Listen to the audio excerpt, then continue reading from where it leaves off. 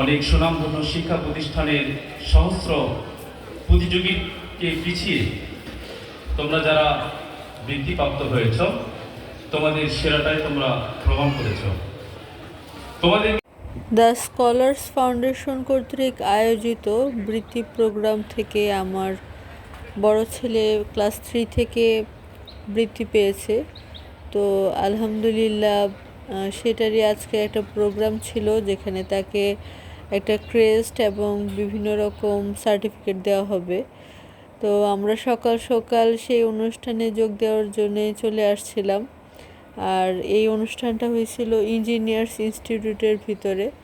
তো আমি প্রথমবারের মতো এখানে আসলাম, ভিতরটা দেখতেছিলাম। আর এখানে বাচ্চাদের দাঁড়িয়ে পদক নেওয়ার দৃশ্যটা ক্যাপচার করার জন্য খুব সুন্দর প্রেজেন্টেশন ছিল। আর ভিতরে এরকম বসার জায়গা ছিল, অভিভাবক আর বাচ্চারা সবাই যেন সুন্দর করে বসে পুরো অনুষ্ঠানটা দেখতে পারে। তো এই বৃত্তি প্রদান অনুষ্ঠানটা আসলে সত্যি প্রত্যেকটা বাবা মায়ের জন্য খুব গর্বের। তো এখানে মঞ্চ রেডি ছিল, এখানে রোল নাম্বার মিলে সবাইকে তাদের ক্রেস্টগুলো বুঝিয়ে দেওয়া হচ্ছিল। সাথে ছিল ওদের বৃত্তিতে যেই টাকাটা, ওদের নির্ধারিত টাকাটা, সেই টাকাটা ওদের হাতে তুলে দিচ্ছিল। তো আমার ছেলেও দেখছিল যে ওর রোল নাম্বারটা কখন আসে। এরপর যখন ওর হাতে ক্রেস্টটা তুলে দিল তো খুব খুশি হয়ে গেল। আর এখন আমরা ভিতরে অনুষ্ঠান দেখতে বসে গেলাম। এখানে অনেক বড় বড় বিশেষ ব্যক্তিবর্গ ছিল, তো তাদের এক এক ভাষণগুলো আমরা বসে শুনলাম।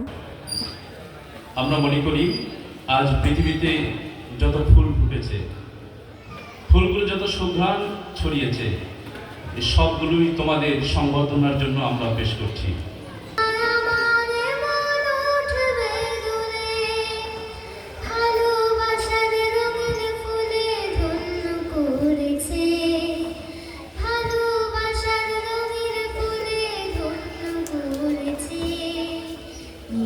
জীবন তুচ্ছ করে বড় করেছে, নিজের জীবন তুচ্ছ করে বড় করেছে।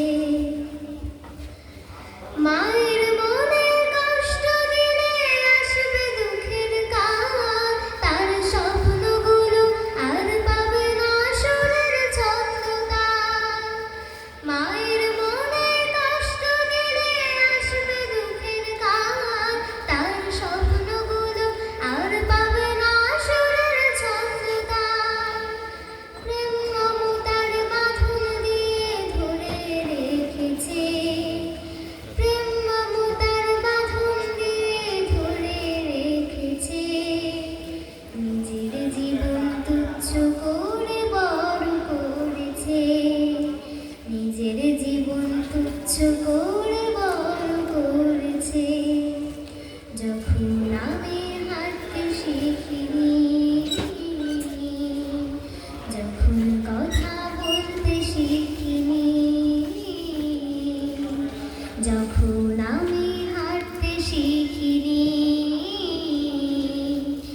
যখন কথা বলতে শিখিনি,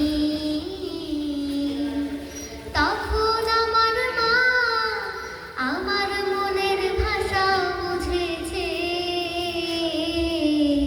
নিজের জীবন তুচ্ছ করে বড় করেছে, নিজের জীবন তুচ্ছ করে বড় করেছে। এরপর সেই মাহেন্দ্রক্ষণ আসলো যখন ছেলেটাকে ক্রেস্ট দেওয়া হবে।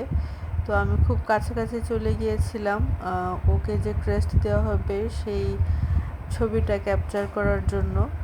তো এরপর আলহামদুলিল্লাহ ছেলেটা ক্রেস্ট গ্রহণ করলো, সেই মাহেন্দ্রক্ষণ যেটা দেখার জন্য আমরা অনেক অধীর আগ্রহে অপেক্ষা করছিলাম।